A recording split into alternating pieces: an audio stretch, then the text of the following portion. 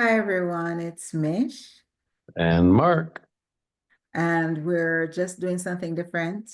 We're just going to be having a conversation, as you can see on the platform, side by side, because we're doing it differently. So anyway, so before we um, talk about all these other stuff, we're just going to get right into what we're going to be talking about right now. And this is, I have my notes. So if you see me looking down, it's because I have notes. Is tips for making trucking a healthier lifestyle, which means that from experience, my hubby, Mark, can say that he did not start out that way. His hold on for a lifestyle. second. I gotta put down my Big Mac. Yeah, he didn't start out that way. So, sweetie, can you just share what your lifestyle was like in the first maybe 10 years when you were doing trucking? What was your health like? Well, I mean, my health in general, I would say was okay, but my eating habits were like every typical truck driver. They were not good.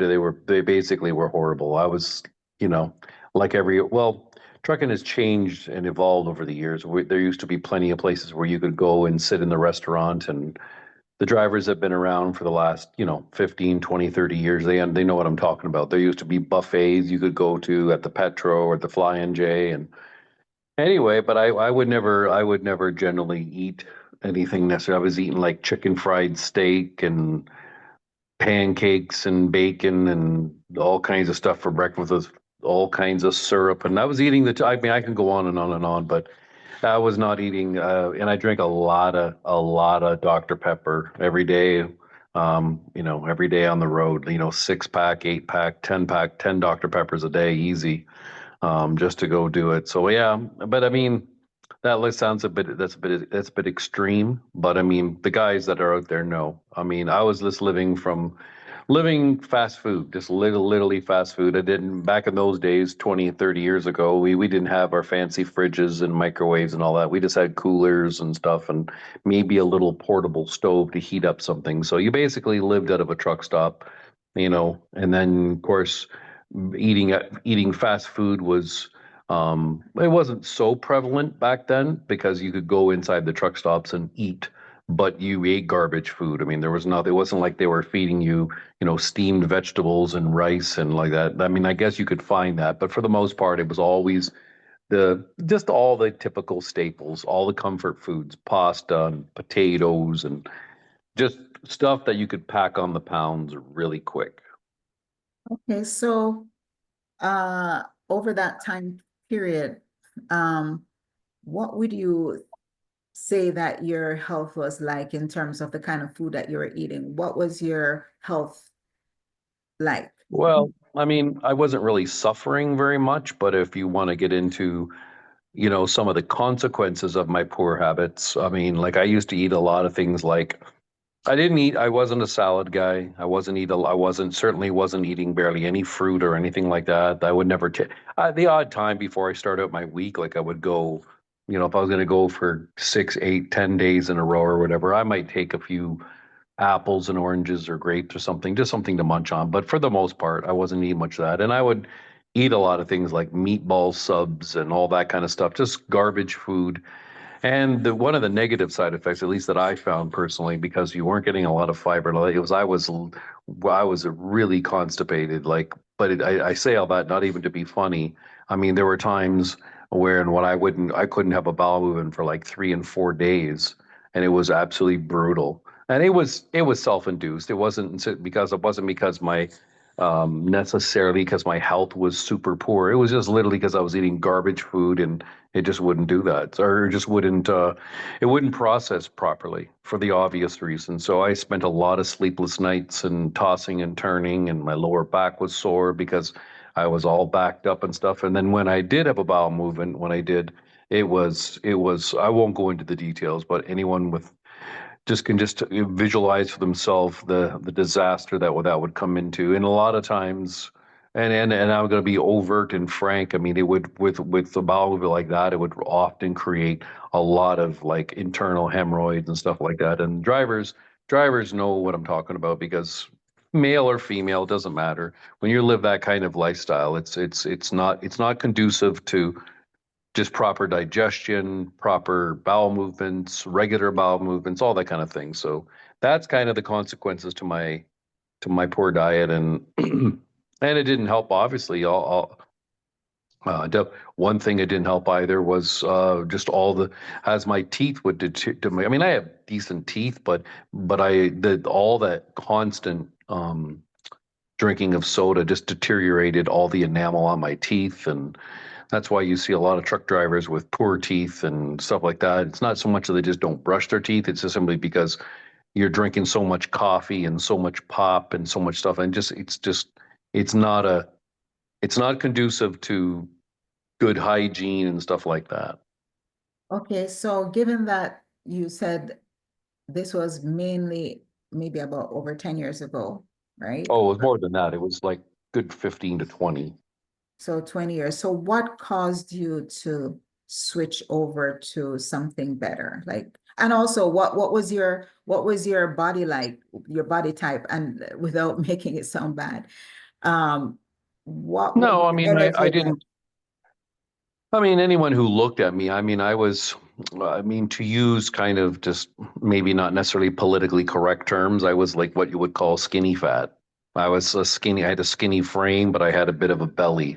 And that's just because my abdomen was always protruding out because uh, I was, one thing I was blessed with is good genetics in the sense where I don't, my metabolism would fire pretty hot, and I could burn off a lot of calories because I'm generally a pretty intense kind of personality, and driven, and so on and so forth.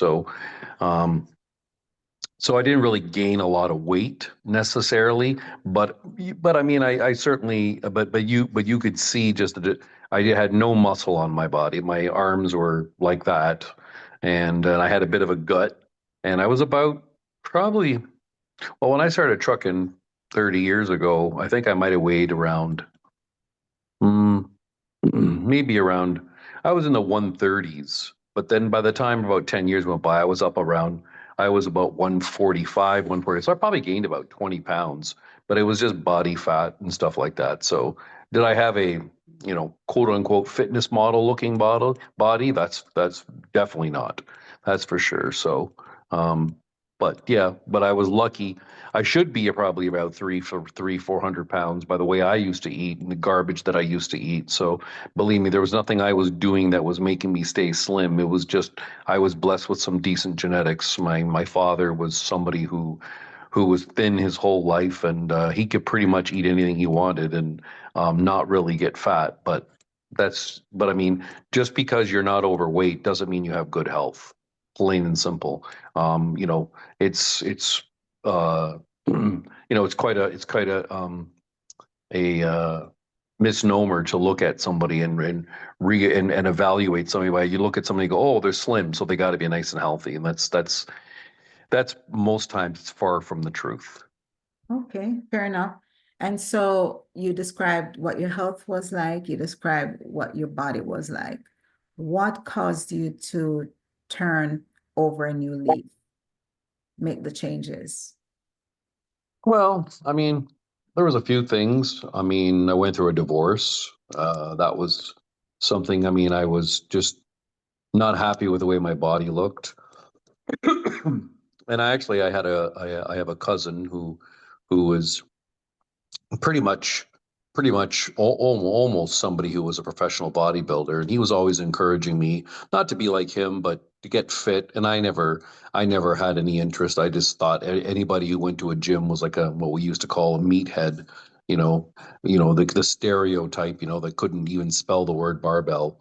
It's just, but they got biceps the size of a bowling ball. You know what I mean? I just kind of thought it was just useless and a waste of time, and it was just a gimmick, and that kind of inspired me too. But more than anything, I was just unhappy with the way I looked, and I knew I wasn't healthy, and I thought to myself, well, and then usually, when I take on a task, when I take on things that I'm passionate about, I'm all in. I'm always all in, and I'm Anyone that knows me knows, when I'm passionate about something.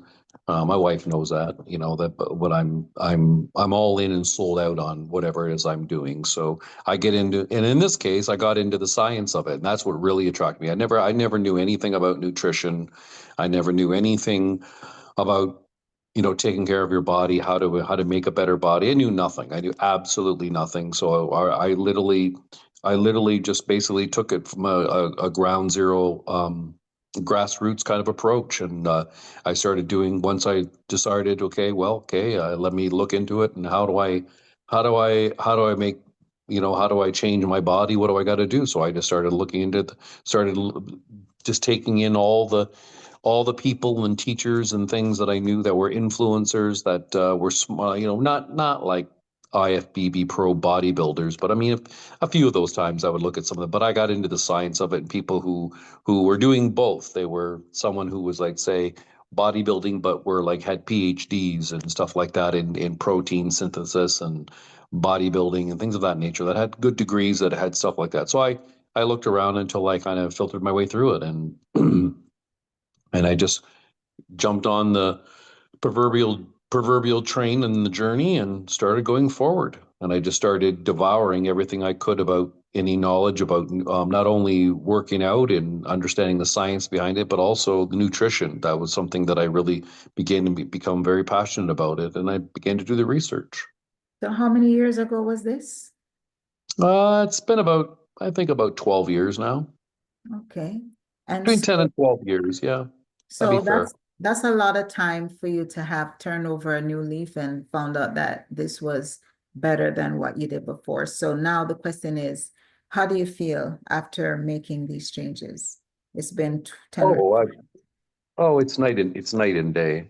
Um, it's absolutely night and day, because when you give yourself a new stimulus to your body, this type of thing where you're doing resistance training and your nutrition is different, and you're not, I'm not eating chicken fried steak every day, and or any days for that matter. But I mean, I'm just not. I had to really learn over time about the macronutrients and protein, carbs, and fats, and how to manipulate them, and what's best for me. And it's been a journey. I mean, I don't even today have it down to a science. I mean, it takes a lot of experimentation. A lot of people like to think there's a one size fits all. You should do A, B, and C, and that works for everybody.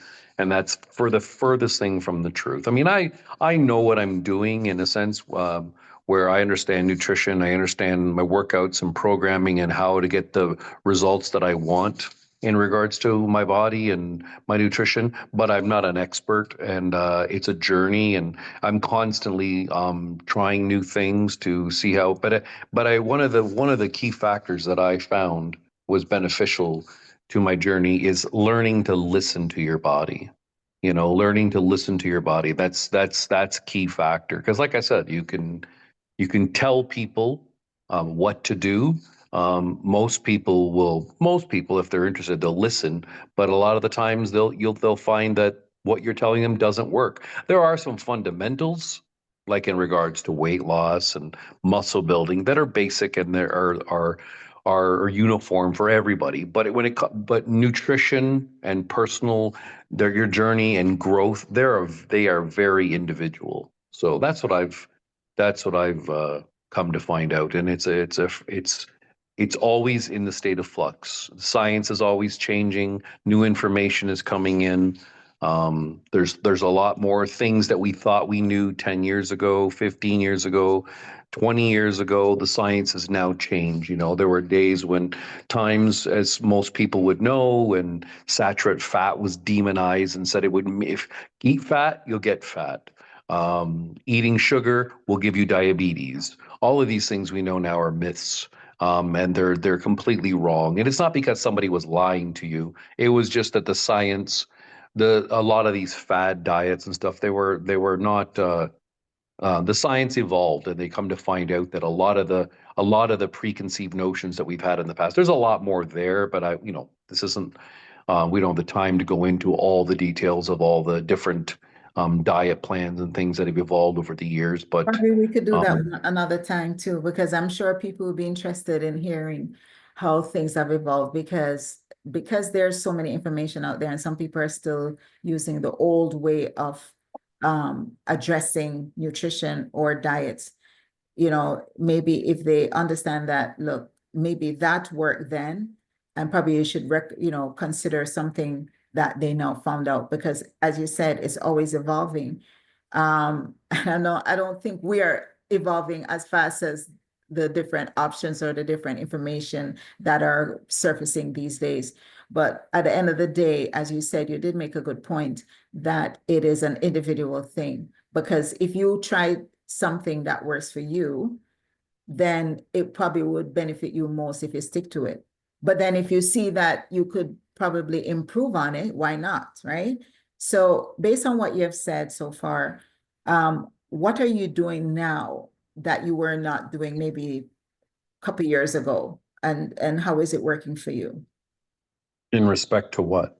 To your eating habits and your Oh, well, like I just said, like for example, here I am drinking. I'm not advocating that everybody do that or anybody does it for that matter, but I'm drinking an A&W root beer, but it's zero sugar, zero caffeine. And why is that significant? Well, again, I'm not advocating that people drink um, any soda at all, but I like it. I've always liked it. I'm not addicted to it. I don't have 14 of these a day like the old days. I like it literally just because I like that it's cold, it's frothy, it's carbonated. But the significance behind it is it's a compromise. So the compromise is I don't this doesn't affect my weight. It doesn't affect my blood sugar. Before anyone jumps off the ledge and says, "Oh my gosh, but it's got artificial sweeteners in it. It's going to kill you, and it's known to cause cancer." Well, again, I don't want to get off on a soapbox, but again, do the research, and you'll find that that's absolutely incorrect. And nobody has gotten cancer from drinking diet soda. Again, bad publicity for um, um, artificial sweeteners. If you go back to the two, for anyone who doesn't know anything about science, there's a thing, it's called an RCT. It's called randomized control trials. Those are the gold standard when it comes to testing things, specifically with humans. And they had randomized control trials when it came to artificial sweeteners, and the often the people who reflect back on saying that, oh, artificial sweeteners, be it sucralose, stevia, aspartame, all of those, all the big players there, they said that it caused cancer. Well, if you go back and look at the studies they did, and by the way, it wasn't on humans, so there's a problem. It was on rats, and here's the kicker. They gave rats. I'm just going to say, for the sake of conversation, just to simplify it, let's just say they've come to understand that human beings can take in dose, let's say 5 grams of aspartame per sitting. Well, what did they do? They gave the rats 100 times wow. what the humans could handle. 100 times. And what did they find? Yeah, the rats were poisoned, and they end up getting cancer. Yeah. So what was the benefit of that? The reality is they propagated the information and conveyed the information with the final result being a quote unquote a false. They demonize the sweeteners and say A plus B equals C. What was C? C that it gives you cancer. It's not true. So, long story short, you'd have to, if you do the math, you would have to drink about 100 cans a day to get to that dose. So, there's an old saying, the dose is the poison. That's the truth. It's the dose. For the just not to go off on a big tangent, but people often say, "Well, there's chemicals in it, so I can't." There's chemical. Everything is a chemical. Here's something maybe what you didn't know. Do you know that apples have arsenic? Yes, arsenic. Arsenic in regular doses will kill anybody. You drink a small dose of pure arsenic, you will die. That's what you hear on like murder mysteries. People were poisoned with arsenic. What's the point? The point is, again, the dose is the poison. But Great. I don't want to go. I I just say that in the sense where I often tell people when it comes to, let's say, losing weight, you know, what I often tell one of the big mistakes that people do is they get on that quote unquote that that big wheel that the mice run around, and they get on this big idea that they're the best way to lose weight is to go off on these crazy tangents and do all these crazy things that are absolutely unsustainable. So why do I bring up the soda thing? Because let's just say you're somebody who drinks like I used to, 5 cans of Coke a day. That's just you. And you're absolutely addicted to it.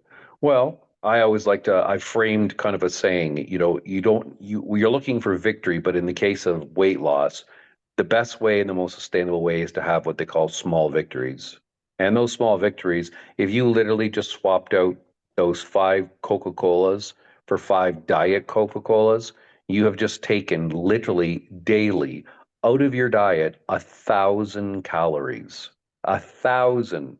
Why is that important? Because if you multiply that by seven, a week, 7,000 calories of just Coca-Cola and predominantly sugar are out of your diet. Why is that significant? Because in 1 pound of fat, there's 3,500 calories. So, in theory, without even you getting out of your chair, you've just lost 2 pounds a week without even doing anything by just switching out from regular Coke to Diet Coke. Again, I'm not advocating people do that. Not in regard drinking it. I'm just simply saying if you don't drink soda, great. Don't drink it. I do it because I like it. And that's just. Yeah, so you're actually going into the next question I was gonna ask with Did reg I answer your first question? What was your first question again? What would you say? What changes did I make? Or yeah, did I just ramble? well, you actually did, and then you went into other areas because you were answering the question about the choices that you made recently, like in the last 2 years, or Oh, well, let so me go. how Let me, does that how does yeah, that no, but impact let you me go back now? on that. Okay, well, let me go back on that because I got off on maybe at a tangent about the drinking soda. But major changes that I made in my diet is In the the type last of couple food. of years, maybe. Well, it's the type of foods that I eat. Being that I try to eat, as much protein as I possibly can. But as of the last few years, I've kind of eaten what the one would call a carnivorous diet. I'm not a full out carnivore. If anyone, I'm sure what it's a big buzzword these days, being on a carnivore diet. A lot of people have heard that. But a true bona fide carnivore diet is literally just eating meat, salt, and water. I don't follow that. I don't think that's absolutely beneficial to really anybody. You can get a lot of great results from it, but that's a different topic at all. But to answer my wife's question, changes. I eat pretty much high protein, high fat, low carb. That's what I find works for me. And what I mean by high protein, high fat, I don't mean I'm dumping all kinds of oils and stuff and loading up. I just mean I generally eat, and this is the change, is what you're asking about. I used to be really flexible. I would still throw in garbage foods and eat it, but I pretty much have strayed away from that. I pretty much eat just strictly meat, eggs, um, yeah, meat, eggs, and vegetables. That's pretty much all. I'm not a big fish guy. If you like fish, that's wonderful. I mean, it's fantastic for you, especially my wife, she loves salmon and stuff like that. I'm not into that. I'm not a fish guy by any stretch of the imagination. I do eat some white fish or whatever, something like that, but long story short, I don't eat it. But that's kind of basically the major changes. I don't eat, and what I've did is the reason I reduce the carbs, again, just so people hear it and that know, carbohydrates are not your enemy. They're really not. They're demonized, and everybody says, "Oh, I got to stop eating carbs. I know it's going to make me fat." Carbs do not make you fat. Overconsumption and lethargy is what makes you fat, plain and simple. So if you want to so I know people that are like shredded all year round and they eat high protein, high carbs, low fat, and they look fantastic. It's because they're moderating their consumption. They're not counting every single calorie, but they're eating foods and things that are conducive to staying with their weight. But that's another thing. But I like it because it keeps my blood sugar under control. Um, I stay full longer because fats, high fats, and what I mean by high fats is I eat things like eggs, butter, um, animal fat. When I mean by animal fat, I don't mean literally balls of animal fat. I mean like all the meats that I eat are very fatty meats, which is fantastic for you. And that's another thing what I was referencing earlier.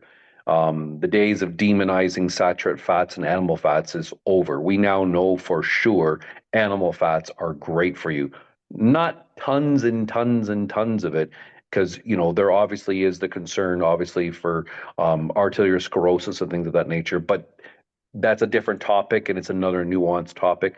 But just as a disclaimer, animal fats and meats do not give you arteriosclerosis. Overconsumption of other things do combine with that. It does. So I just wanted to say that. And that's kind of the changes that I make. I generally don't have a lot of carbohydrates. And relating to my job being a truck driver. So, for example, an average morning for me personally, I would often get up in the morning, and I still do, like right now. I would get up and it's often either I could have a coffee but I basically like to fast. Like I'll eat my last meal 7, 8 o'clock in the evening, and then I will fast until the following day. And I'm not fasting like fasting, but I'm just I'm letting, because once your food is digested and your body begins to do the process, you begin to burn body fat. And so I take advantage of that and I try to stretch it out. So, and I'm just telling you what I do. Again, I'm not recommending this for people.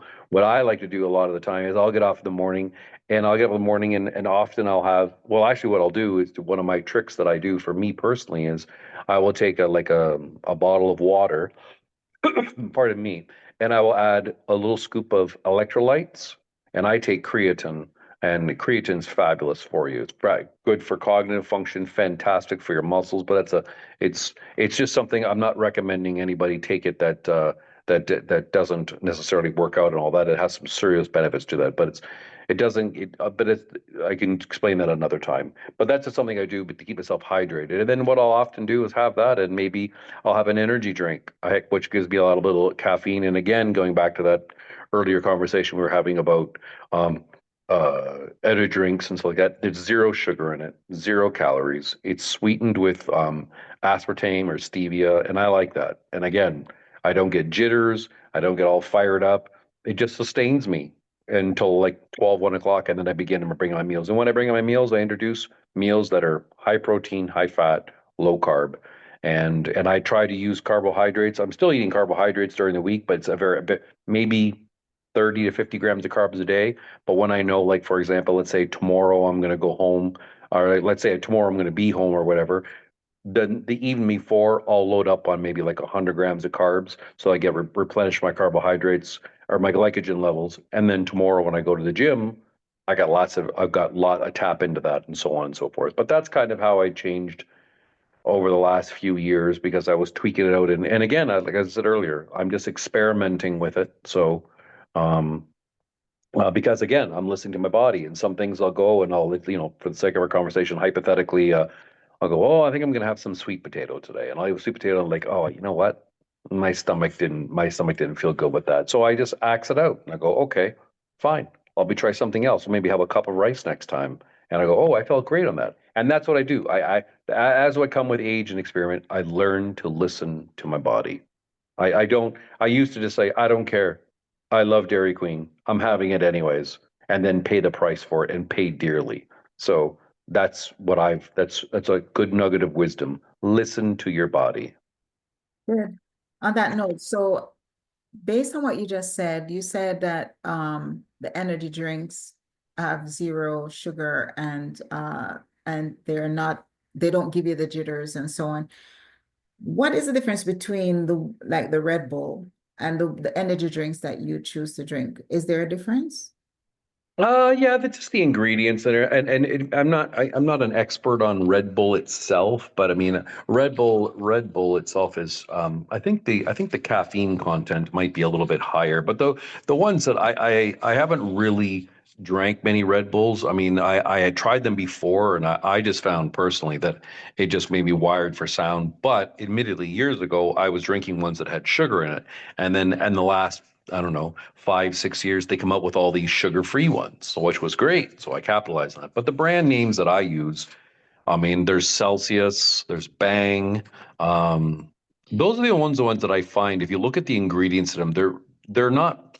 I wouldn't go out on the road to say they're clean. I would just say if you look at the ingredients, they're more conducive to not just trash ingredients that are using things that have no bearing on. Like for example, I mean, I don't have it here in front of me, but if you look in and you look on, say, in Bang or Celsius, they come up, they give you things like amino acids. They give you, which are great for building blocks for protein. They give you amino acids. They have caffeine anhydrous, which is a better form of caffeine. They'll give you B12, which is great for energy, and so on and so forth. And they go through and most of the ones that have it, again, it's not magic. It's not, it's just, it's not even necessary. I like it because it, number one, it curbs my appetite. So that way and these are the hacks that people need, these are that I'm referencing. I don't drink it because it's a must. You must drink energy drinks. I just like it. I like it. And driving truck, obviously, because, my day is long and whatever. And often I like the energy, and I'm not going to lie, I do get a good boost of energy because it's predominantly caffeine, right? And then, by the way, on a side note, a big can, like the bigger cans. But I think the average between that's another reason why don't quote me on it, but that's another reason why I don't drink like Rockstar and Monster. They have more caffeine. These ones have about, I think, about 180 milligrams of caffeine in them, which is basically a couple cups of coffee is what it is. And by the way, do I have 4 or 5 a day? No, I only have generally one. That's it. That's it. Maybe two if I have one, say, first thing in the morning when I woke up or something. But other than that, I just have one. And again, I use it wisely throughout the day. Like what I'm saying is I do it to help me. But anyways, that's just a couple of things. I mean, And again, listening to your body, I've tried the different ones, and often my stomach will just not feel good at all. And I'm like, oh my gosh, I just cannot, I won't buy that again. And even, believe it or not, even in regards to listening to your body, even the flavors, like I like Bang, I like Celsius. Um, I'm not a fan of Monster anymore, but I'll try different flavors than I have. And some of them I was like, oh my gosh, my stomach doesn't feel good with that flavor, but I have a couple go-tos. Yeah, and I'm fine. Again, listen to your body. so you kind of mentioned a few things about, apart from the ingredients, the time of day that you drink them. So I know someone had pointed out online on one of our videos that those drinks are not that good, because I think he said he suffered some heart problems in a period of time, during a period of time. So Well, let me just comment on that. I mean, okay. again, these are things, again, this all goes down to, okay, let me just say, you're speaking and you're talking to somebody who drinks them all week long, never had a single problem. I'm fine. Now, does that mean that my little anecdote is end all be all for all people? Again, no. I'm only speaking for me. It's only anecdotal. There are people out there that they they can't even drink coffee because it makes their heart race. There's certain things like that. Yeah. So clearly, if you have heart issues, or you're a person who is susceptible to um, um, getting the jitters and veering weird, or you have cognitive problems with when you're drinking caffeine of any kind, yeah, don't drink them. It's just not good. I mean, yeah, they're there to serve a purpose. Yeah, are they necessary? No. But is coffee necessary? No. Is tea necessary? Well, maybe green tea, and those things like that. But in the general sense, no. I mean, again, the timing is everything. And again, not everybody responds the same. And to the person who wrote that comment saying, that you shouldn't be drinking them. That's where the danger comes. The danger comes when we start making blanket statements to telling other people what they should and shouldn't do. As I said many of the times in this interview, I don't advocate that people should be doing it by no stretch of the imagination. No more than I should say that people should be eating vegetables and should be eating potatoes and whatever is suffice for you. If you want it's what, again, you listen to your body, and when you have certain, if you're looking for certain results, you have to take certain measures to do that. Again, there's nothing inherently, how do I say, there's nothing inherently positive for your health by drinking soda, by drinking energy drinks, by drinking alcohol. None of them. It's just something that people enjoy. There's nothing inherently good in a protein bar. Let's just call a spade a spade. I won't be a hypocrite. Everybody says, "Oh, well, yeah, but that's a protein bar. You're getting protein." No, yeah, you're getting protein, but guess what? It's just a glorified chocolate bar. That's all it is with protein. So they're trying to sell you on it as if, hey, listen, if if you said, well, I do get cravings for sweets, so I'd like, I have to admit it, I usually have my bag of chips. Well, think about it. What's better for you then? As again, we're back to compromises. Remember, there's an old saying. Thomas Sowell, who's an economist, fantastic economist, and he has a great saying. And it's this: there are no solutions, just trade-offs. That's a fact. There are no solutions, just trade-offs. So here's a trade-off. Don't eat your bag of chips. If you're having a craving, and that's exactly going back to the reason why I like drinking energy drinks, because the trade-off is I do have a sweet tooth, but I do not stockpile junk. There's no junk in my truck. But how do I curb that? By having something that's relatively sweet, but there's 0 calories, 0 sugar. So I get the best bang for my buck. So that's why a protein bar in your case would be good. Why? Because you want something like junky tasting, but at least you got a little bit of protein and the calories are lower. That bag of chips is probably going to be like 800 calories, where your protein bar might be a couple hundred calories. So what's the best?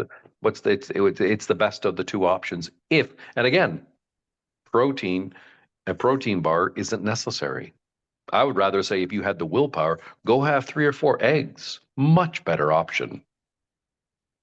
I guess it's convenience wise sometimes, especially if you're in the truck, it's harder to. Oh, it's all about, yes, it's all about convenience. That's right. I mean, I can just reach over with my hand and grab that bag of chips, and that brings up, I don't know, it's not this necessarily on your topic of because we are talking about trucking and truck drivers. I mean, let me just go on a bit of a rant about snacking. Snacking is dangerous. Snacking is very dangerous. Why? Because what do most people eat for snacks? For the general sense, I'm going to go to the obvious. Most people eat junk food. Okay, but here's that, and you're like, well, I made a change in my life. I don't eat M&Ms anymore. I eat almonds. Okay, that's definitely a great option. Definitely a great transition. But guess what?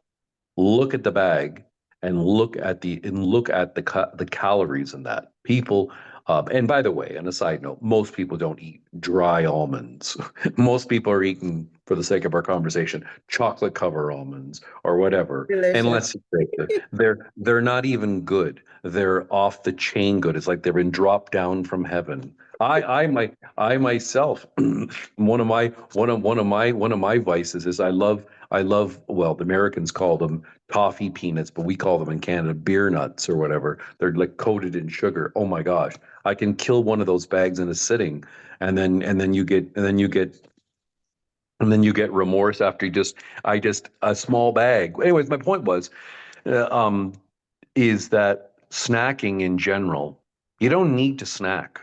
You really don't. It's not necessary. If you're eating single ingredient whole foods, for example, just to kind of touch on my own diet, I only eat twice a day, sometimes once. And you're saying, well, yeah, but you must eat a ton of food. No, I don't.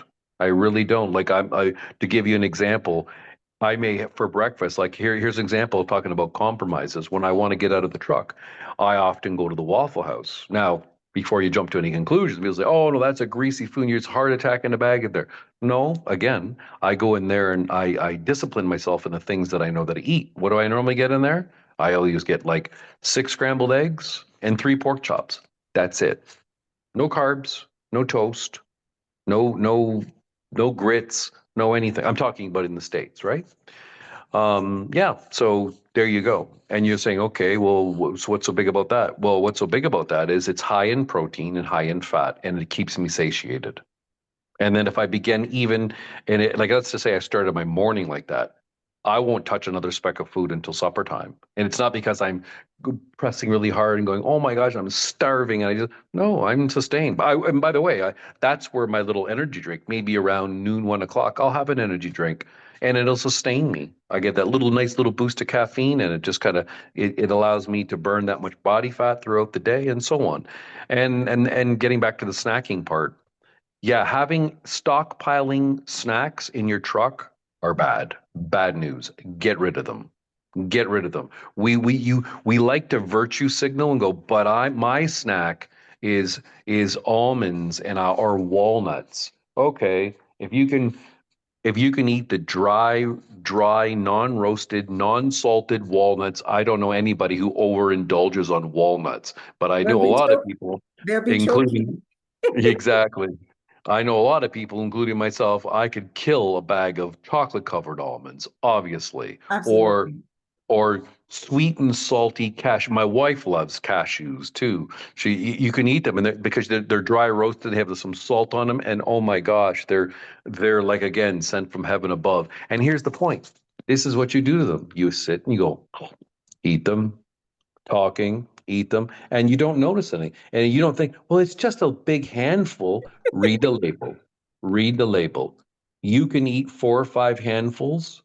If you just put it in your hand and made a handful, that and alone, believe it or not, you'd be shocked. That's probably around 400 calories just in a handful. Who eats one handful of of sweet and salty peanuts? Nobody. Everybody pounds those things 5, 6, 7. So my point is that snacking is not necessary. If you're eating proper food to sustain you, then and by the way, if you go, if some people may respond, go, oh yeah, but you don't know me. I have vicious cravings, and I don't know. The point you're the reason you having all these cravings is because you do not have your diet under control, and you're eating simple carbohydrates that are causing you to have these cravings. Getting up in the morning and you know who you are, truck drivers, going into the truck stop or whatever, IHOP, and having four great big stack of pancakes, a whole bunch of bacon, pouring all that butter and syrup all over that, and then getting your coffee and saying, oh, that's my breakfast. Well, that, my friend, is literally just putting you in the absolute, setting you up for 100% failure. Why?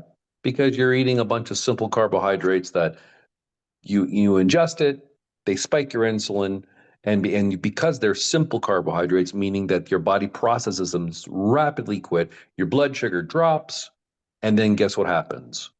Good old Mr.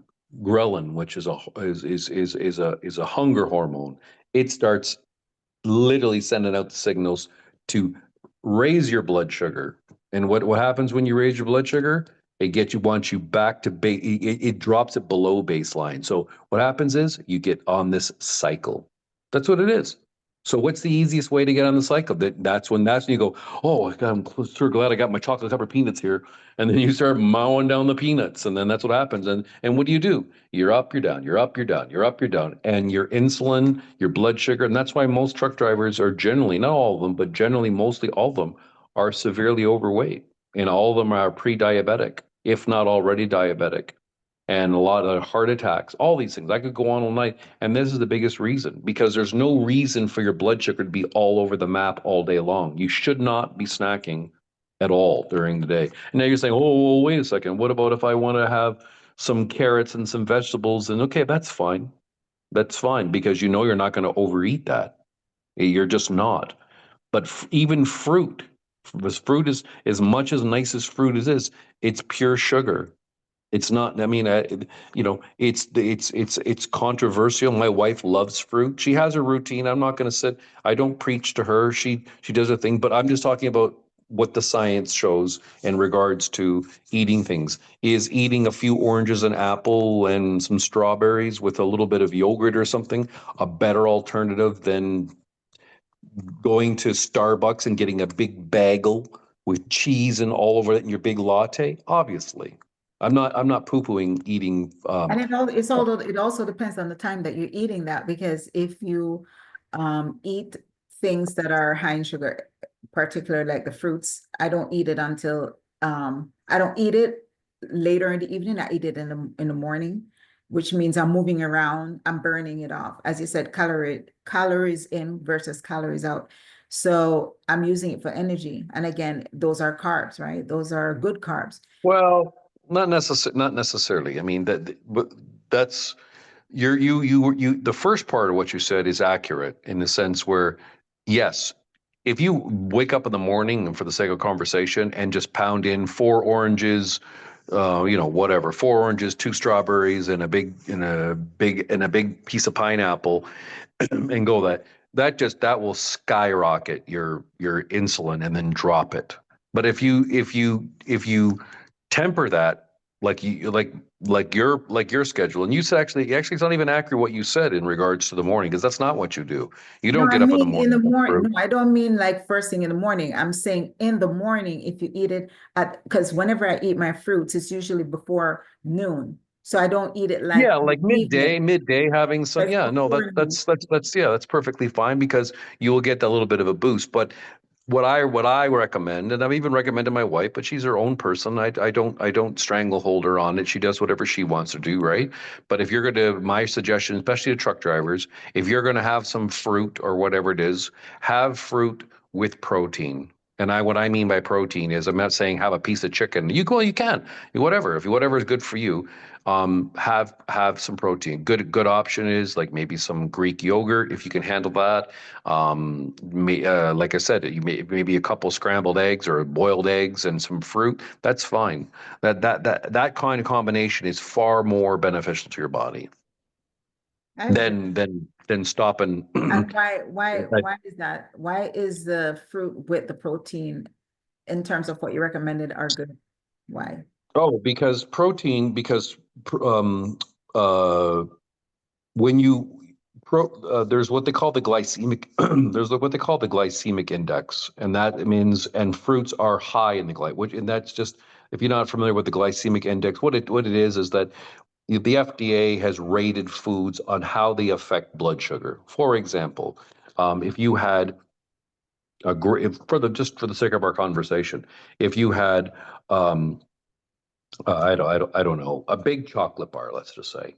It's mostly sugar. You look in the ingredients, it's mostly sugar. Well, on the that they rate the scale from 0 to 100.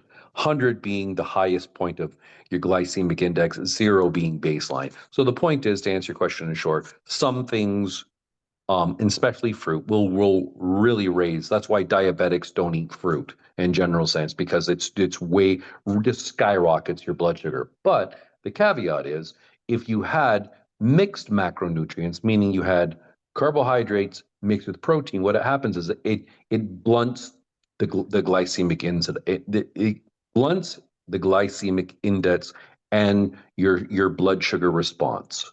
So that's why it's important to have it. First of all, one of the nice things about your body, because your body is a survival mechanism, what it will do is it will use that protein for what it's made for. And there's a term in nutrition circles, and it's called protein sparing. And what that basically means is fats and carbohydrates are protein sparing. What does it mean? It means that when you ingest a protein and carbs or protein and fats, or even sometimes all in one sitting, your body understands that it wants to utilize carbohydrates and fats as energy and so on and so forth. So what it'll do, it will it will make sure that the protein you've ingested at that time will be used for the proper usage, meaning for muscle growth, for your nails, for your hair, skin. Protein is not just about building muscle. There's so many more things it does. Having said that, the calories that come from using that will be shifted towards the positive things. And then it will use, as you alluded to a few minutes ago, you will utilize carbohydrates or fats or both for energy. And so that's basically how that works. And that's why it's important to, if you are going to have, um, if you are going to have them. And by the way, on a side note, it's best if you can have protein and carbs or protein and fats, not all three. Because the reason is because number one is I'm not saying that you can never do that. I'm not saying never do that. And you sit down and have a piece of cheesecake. What do you think that's create? What's do you think that's all three macronutrients? Peanut butter, it's all three macronutrients. The reason I say that it's if you can, I'm talking about consistency in your diet. Try not to have them all together. That's why I said when I said the morning, if you remember what I said a few minutes ago, I said I'll have scrambled eggs and pork chops. You heard me not say anything about carbohydrates because I don't have any. Why? Because the body will utilize the fats for energy. It'll store what it needs and you don't burn what it needs for energy. Same thing with carbohydrates. So when you have all three, predominantly your body will break down carbohydrates, but will immediately go into storing fat. Can you So give again, me, you Mhm. go ahead. Can you give me an example of, so you gave me an example of the fat and protein. Give me an example of the protein and carbs that is recommended in terms of what you do. Well, protein and well, a carbohydrate, depending on, well, again, it depends on the situation. So if you're gonna have a carbohydrate, have one that's a complex carbohydrate, meaning like, um, so let's say, pardon me, what am I gonna get some water here because my throat's a little parched.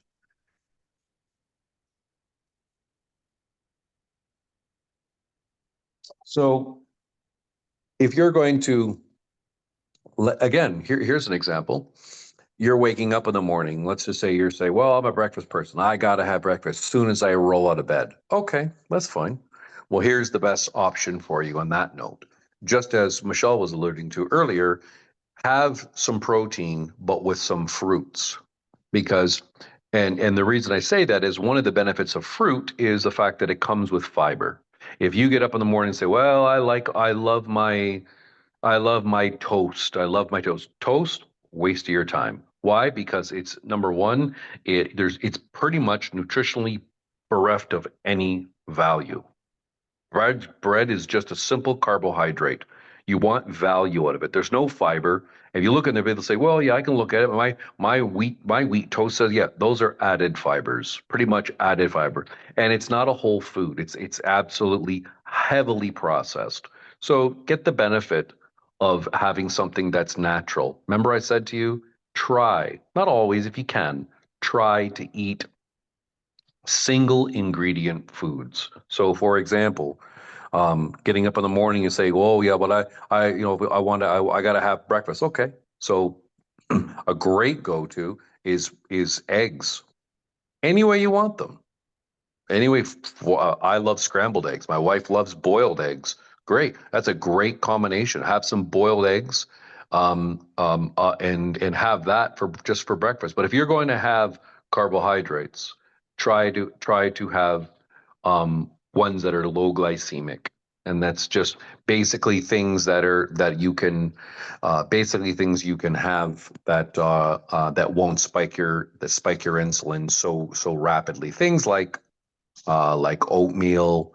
But and again, oatmeal's not necessarily a great one either. But that's relatively high in the glycemic level. But things that are just like I said, the glycemic index changes when you have protein. So all I'm trying to say to you is, again, I'm not saying don't eat this, don't eat this, don't eat this, don't eat this, and don't eat that.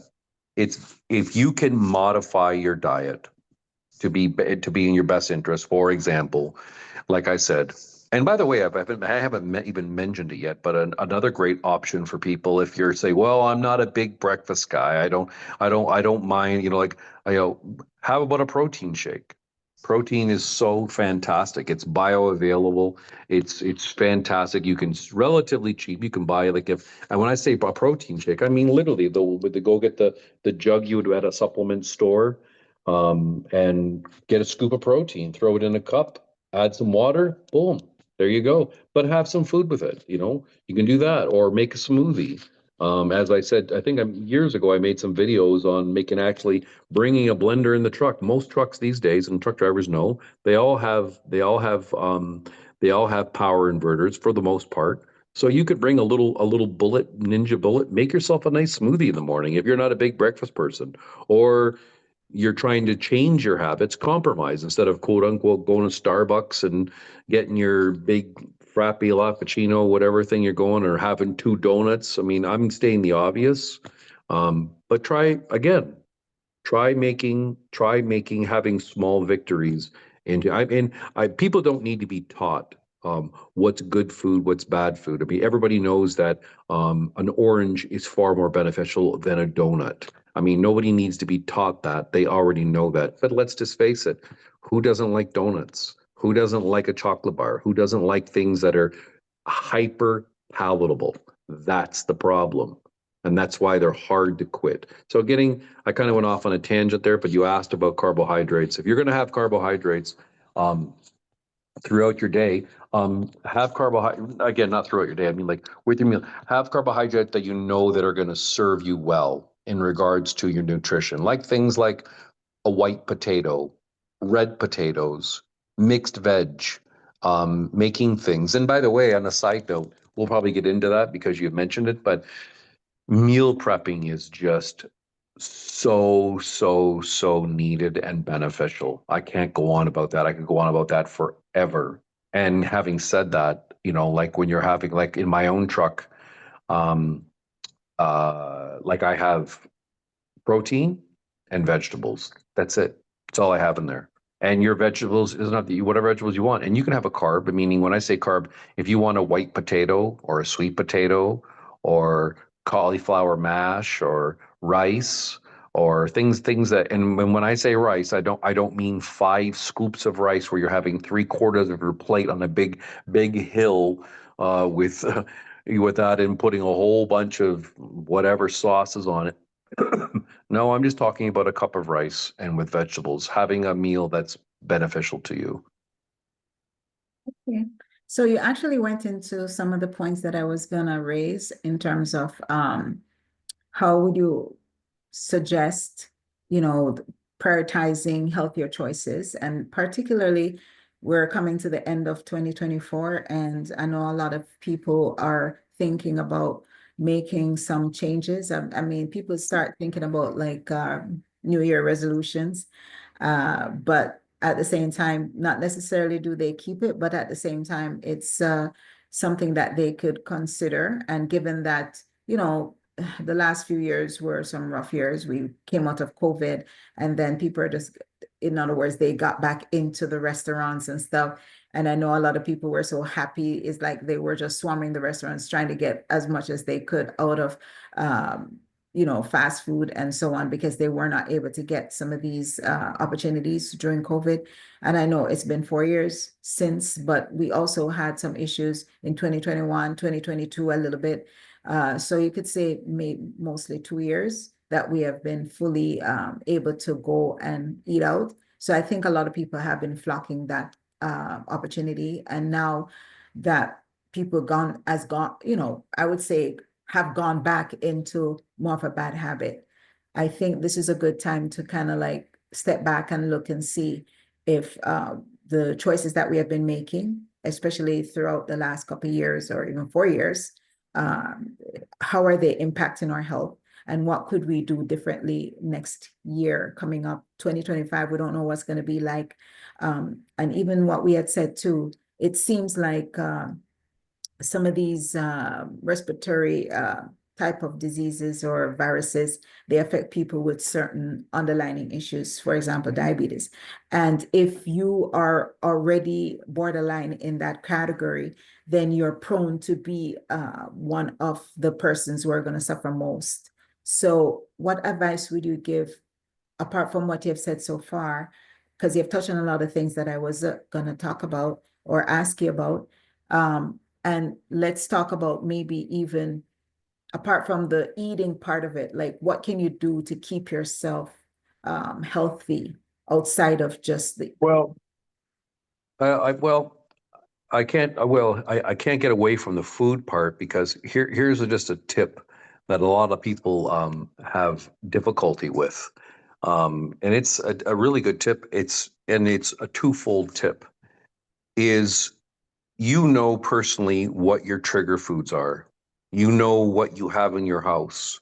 And one thing that I do, and obviously my wife would concur with this, is one thing I do in the truck. And one thing I do at home is we do not stockpile junk, the stuff we like. We don't have cookies, ice creams, and stuff. We don't have any of that. Now, what we do, we do. I will say on a side note, we do have alternatives, but I'll touch on that in a moment. But what I mean by stockpiling is, if your thing is, for me personally, like say for example, and everyone's discipline level is different. I understand that. Like I love cereal. Okay, like I love. Who doesn't love cereal? But the reality is at the end of the day, I have enough discipline that I'm not going to sit down and have six bowls of cereal. Or if I like ice cream, I like the same things that everybody else does. But my point is, one of the dangers that you have, especially when do we overeat the most? Sitting in front of the TV or if you're someone who doesn't who's constantly overeating at supper or whatever and you're barely even finished your dinner and you're already thinking about a piece of pie and some cookies and so whatever your treats you have because when they're in the shelf, they're there, right? When you got your sleeves of you got your big box of Oreo cookies, they're no, get them out of your house immediately. And that's what I highly recommend for 225. I'm not saying don't eat them. Here's a good discipline to have. And my wife and I often do this. If you want to treat yourself, you say, for example, if you want to go to Dairy Queen, great, go to Dairy Queen. You want to get a Blizzard? Get a Blizzard. Fine. Obviously, you can't stockpile Blizzards, but guess what you have to do in order to get a Blizzard? You have You to have to eat. get out of the house, go there, okay? And the reality is you're not going to be saying, "Can I have six Blizzards, please?" No one does that. They just get it whatever you get. But that's the key and do that. Hey, you want some cookies? If you go, oh, I'm just having a craving, I want to have Oreo cookies. Okay, go get some Oreo cookies, but don't go buy a bag. Go to depending on where you live in North America, go to wherever they sell the cookies, but go get a small bag. That's your treat. But go out and do it. Do not stockpile the food. Do not take everything that's a trigger food. And by the way, I'm only referencing treats. Some people overeat on pasta.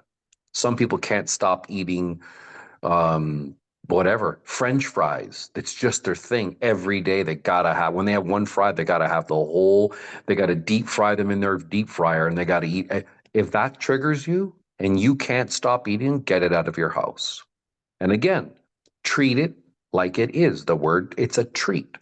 So that's definitely rule number one for 2025. If you have a problem with snacking and it's a problem for you and that's your nemesis, I don't care what it is. I have never heard anyone say, "Oh my gosh, I just can't stop eating grapes. I will eat 4 bags of grape." No one says that. No one overeats on, "I can't stop eating Caesar salad. I have 6 Caesar salads a day." Nobody says that.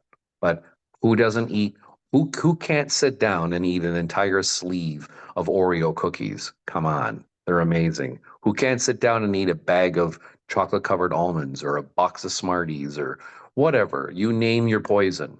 Nobody, I'm not, and even including myself. You give me a big bag of Smarties in front of me, I'm going to eat them all. It's just that simple. I'm not self-righteous. I can't control myself either.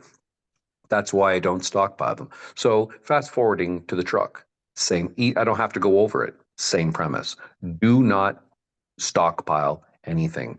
Don't say, "Oh, I'm just going to go buy these big bag of chocolate. I'll keep them in the truck, but I'll just keep them in the bunk and I will like that." No, you won't keep them in the bunk. You will go get them and then you will justify having them and then you'll go crazy and you'll screw up on your diet. And guess what you're going to do? You're going to go grab the bag of chocolate covered almonds and you're going to eat the entire bag in a sitting. It's just that simple. Been there, done that. I'm not a hypocrite. I'm telling you the facts. That's why I know I don't buy the stuff. I'm not going to lie.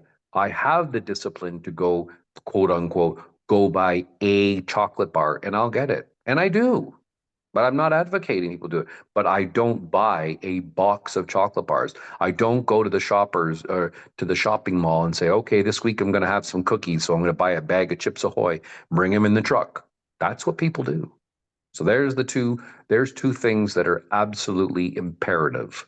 Snacking, it will, and you don't have a clue. Again, you find some compromises for that, and do it. And if you're one that it is prone to snack, try to find some healthier versions of what. And that's another thing too. Here's another thing. You don't have to. This is one of the things that when you demonize food groups, they don't eat cookies, don't eat chips, don't eat drink pop, don't do, and then you go, what can I do? If you what you do is you find better versions, healthier versions. So for example, if you like something sweet, you're like, oh my, and at 7, 8 o'clock at night, that's my craving time. Okay, well here's an idea. Instead of going getting a chocolate bar or eating Oreos, why not go get a little container of Greek yogurt, get a scoop of protein of your favorite flavor, put it in the bowl, mix it up, add just a little bit of granola. That's fantastic. And guess what you got right there? 40 grams of protein. 40 grams of protein, good fats, and a little bit of crunch. And there's your snack. And I promise you, you won't eat 14 containers of Greek yogurt. You just won't because it's satisfying. And Yes. those are the kind of little things. Um, So yeah. So those. from what you're saying, um, planning, good planning will help you in Oh 2025. yeah, yeah, and let me just yeah, absolutely, and let me add to that. So more importantly than just that, the crux of what you should do is again. Now I'm speaking from the luxury of um, that I don't stay out on the road for 14, 18, 28 days in a row. So I certainly can't preach at people who are gone a long time, but I've been there and I've done that, but I don't do it. So why did I bring that up? Because I meal prep before I leave. I know exactly what I'm going to eat. Now, for a lot of you drivers, especially American drivers, I'm from Canada, so I'm not gone. I mean, the longest I'm gone. Here I am. Actually, ironically, I'm as you can see in the background, and why we're on Zoom. I'm at a hotel in South Carolina because, unfortunately, the dispatch my dispatch kind of messed up on my planning for me for my Christmas holiday, so it didn't work out. So I'm stuck here for the weekend. But guess what? Guess what? I plan for the food. I have food. I don't have to eat out. I do eat out. Remember I said earlier, like my thing is when I to get my breakfast, I'll go to the Waffles. But when I'm saying eat out, I'm not going to Subway. I'm not going to Taco Bell.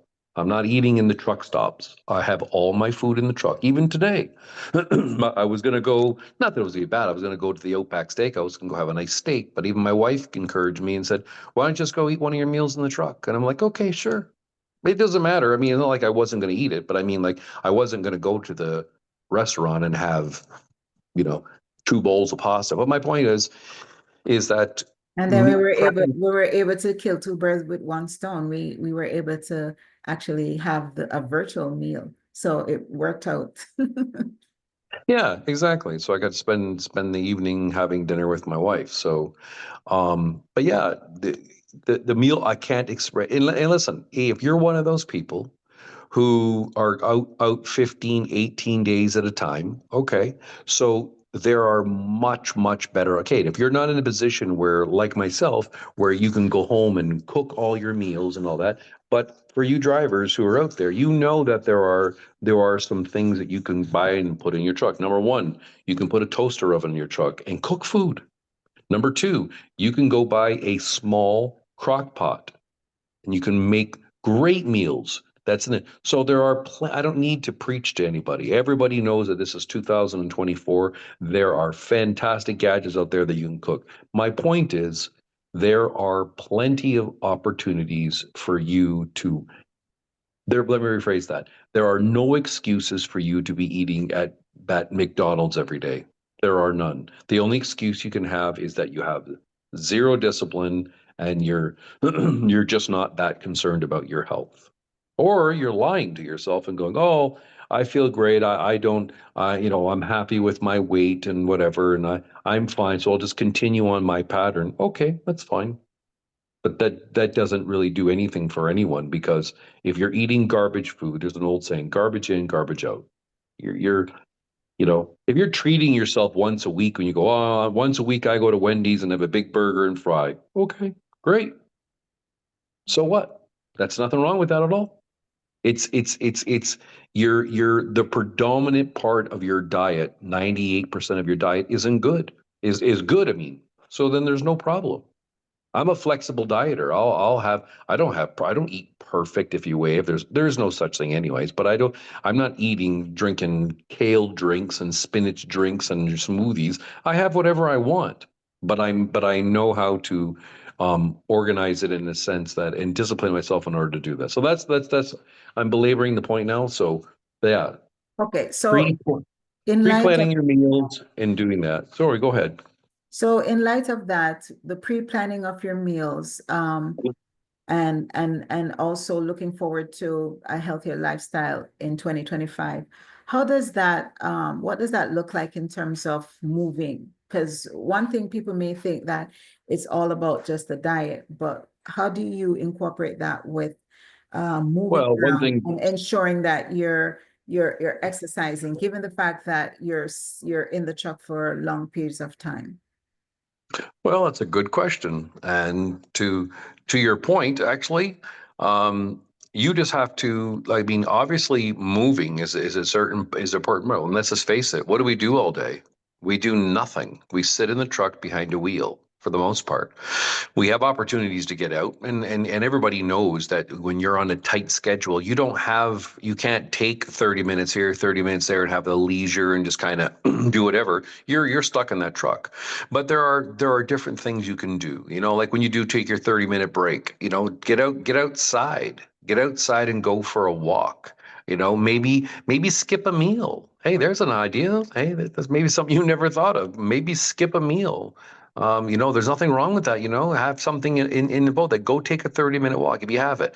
Well, here's another option. When you go to a truck stop, don't be that guy going around the block 4 times to get the front row parking.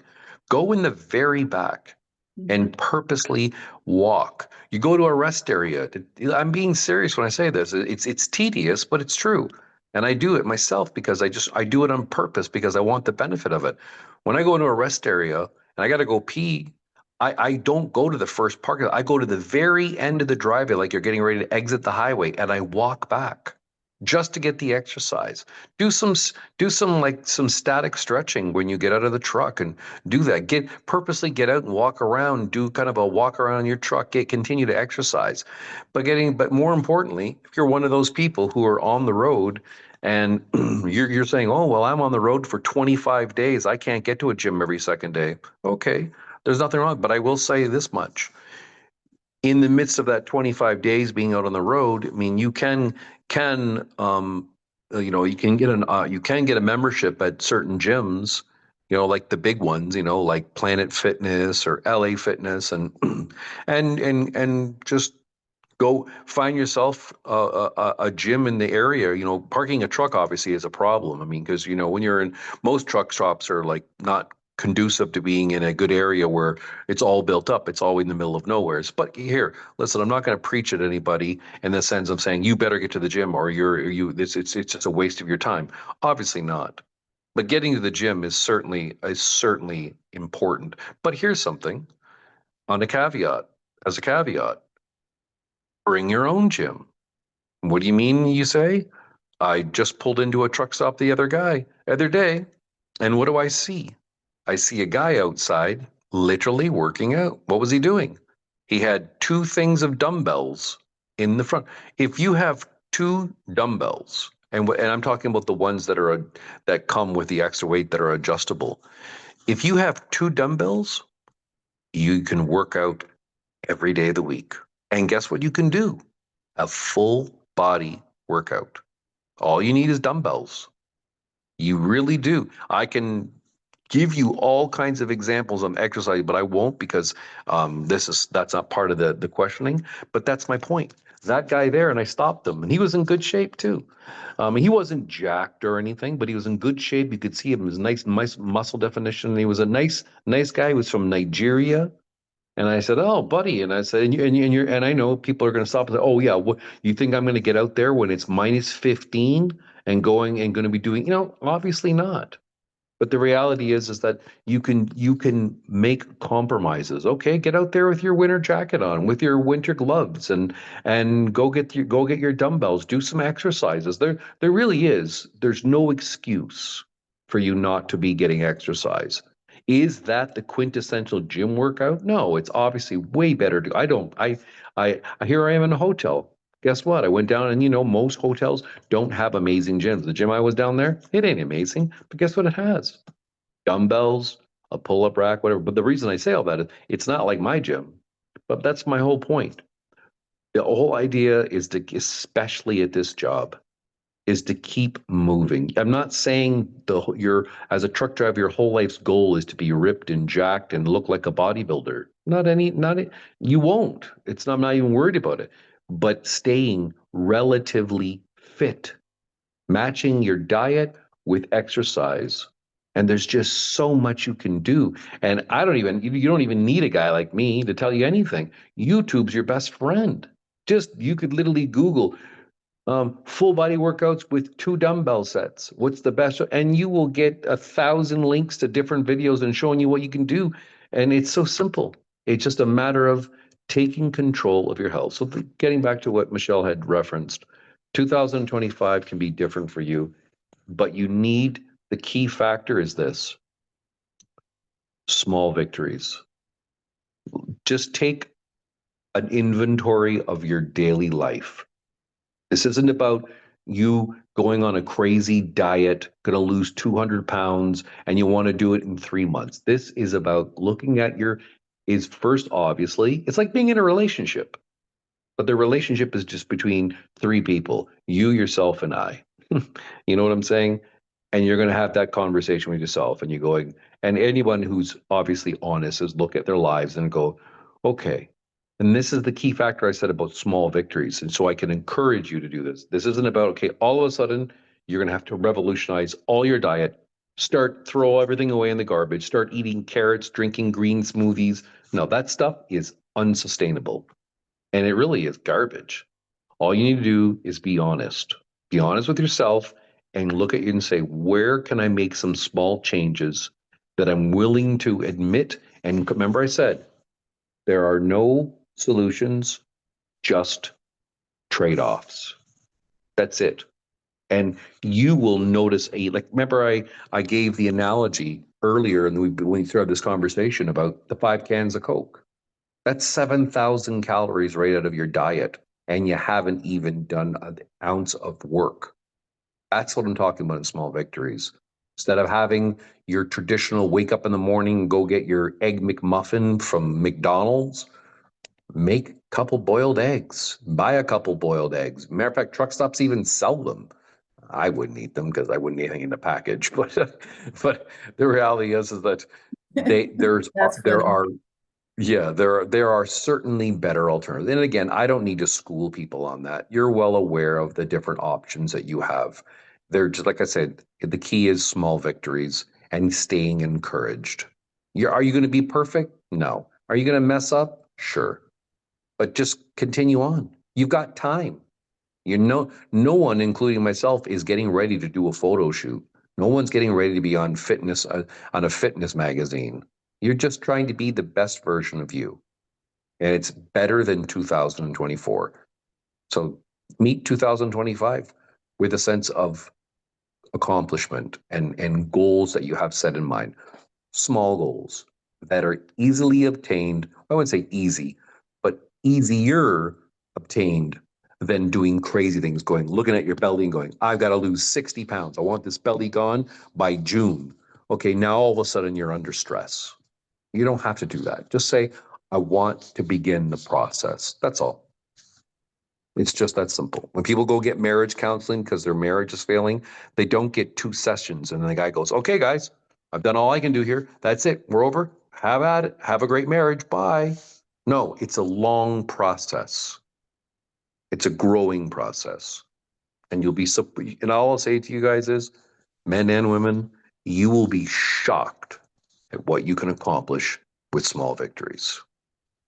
Awesome. Awesome. So in light of that, good notes to end on, small victories. And one of the things that, we can add, if you have not been to the doctor, maybe this is a good time to go to the doctor to see if there's any underlying issues that you may need to address, get some professional advice, and then you can go from there because you want to start on a good footing. You want to know where you are, because if you don't know where you are, you can't know where you're going. So that's something that is critical to learn first. First, know what your condition is. And I know a lot of people don't like to go to the doctor because they don't want to hear bad news, but it's better to hear the bad news sooner than hear it later, you know? And the next thing is, what we are talking about, even though it's for 2025, you can even start now, right? Um, the whole idea is, apart from just the tips of improving your life for a better or a healthier lifestyle, and we're actually suggesting for 2025, we are even looking at the fact that on a long-term basis, you're going to improve your health. We don't just want you to look at it just for the year or just to say that you're going to Can I start this. can I interrupt for a moment? Yes, go ahead. You made a very good point, and I didn't mention that. This isn't about um, getting to the goal. This isn't about, okay, this is all about getting six pack abs, guys. This is what's going to happen. Once you get there, we're good. No. What I'm trying to convey to people is this: what you need is a complete 100% reversal of a lifestyle. I, this is what I do. The life that I lead is just that. It's a lifestyle. I'm not in a competition. I'm not trying to get bigger arms. I'm not trying to be anything other than me. And I'm going to be the best version of me forever. That's the point. And it's a lifestyle that you need to acquire. That's what it is. It isn't about saying, so you can virtue signal and go, well, I don't eat sugar anymore. So obviously I'm better than everybody else. No, this isn't about anybody else. This is just about you, and it's a lifestyle. People will say, "Oh, you go to the gym? Yeah, you're a gym rat, right?" I am a gym rat. I love the gym, but it's I go because it's part of my lifestyle. I literally look at it. That's the way it is, and that's what we're trying to accomplish here. Changing, literally changing your life and acquiring a new lifestyle going forward. And the reason I say that is it's not something that's going to only last for a few months or a few couple weeks or whatever, or just in 2025, as Michelle said. This is going forward, it's going to last forever. You're going to take the principles and transfer them forward to your life so you can have a better life, period, going forward. And It's who does, hold on, I meant the word I was looking for is sustainable. That's the key factor. A sustainable lifestyle going forward. and that's why I like the point that you mentioned with regards to not jumping ahead and trying to achieve something quickly. It's a small steps that's going to take you there, because when sometimes some people try to make changes, they're looking for instant gratification. But if you make the small steps and stick to it and be consistent, as you said, if it's sustainable, then you can actually sustain it. And you will be able to be consistent with it. But if it's too unattainable, it's difficult to reach that goal. So if you make the little small steps and just take it one step at a time, and as he said, maybe obviously we have to start with the diet. And as he said, take out certain foods. You can do one food per week or something like that, and then like remove something then per se, or replace a food item that was increasing your weight or increasing your blood sugar, and so on. And then maybe with those little small victories, you can actually see the difference. And then with that said, you keep, adding or subtracting things that will help you over the long run. And, they always say, if you do something for 30 days, maybe you kind of, create and have a habit. So we Yeah, we we absolutely. recommend that you do this at least for 30 days. January is coming, a good time to start. Mark your calendars, try and put this kind of routine in place. Do what is best for you. We're not here saying one size fit all, but at the end of the day, just do what is best for you. Well, I will camp on that, and actually, I will actually say, in some respects, one size does fit all. And what do I mean by that? Small victories will fit everybody, and everybody is capable of them. And I will say, and of an important note, one of the things that people get caught up in is trying to do too much, too fast, too quick, and it's unsustainable. And I will just touch on that very briefly. I'll just give you I'll give you the classic example of what people do when it comes to. We'll just talk about weight loss. This is what everybody, generally speaking, what most people do historically and statistically. And the outcome is always the same. It's absolute failure. What is it? It's this. Today, I'm going to quit everything that I do wrong. I'm drinking water all day. I'm going to the gym. I'm going to get on the treadmill. I'm doing 2 hours on the treadmill. I'm going to sweat it out. I got a goal. It's going to be this and I'm going to be that. I make all these great changes. And they all, guess what? In the immediate, you begin to see immediate changes. Almost, oh my gosh, I lost 4 pounds. I've lost 8 pounds last week. Yeah, that's right.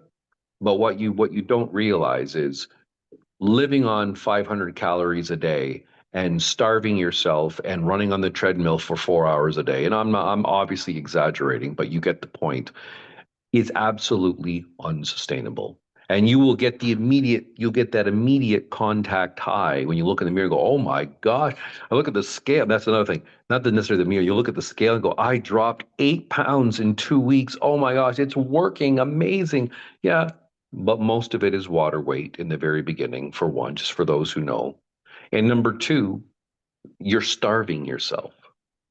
So, and you will become absolutely miserable. Absolutely miserable. You will not be happy. And let me give you a quick stat and then I'll leave it at that. It's a known fact statistically that when people crash diet in the traditional way, they lose the weight initially, whether it be 5 pounds, 10 pounds, 50 pounds, but they lose the weight initially.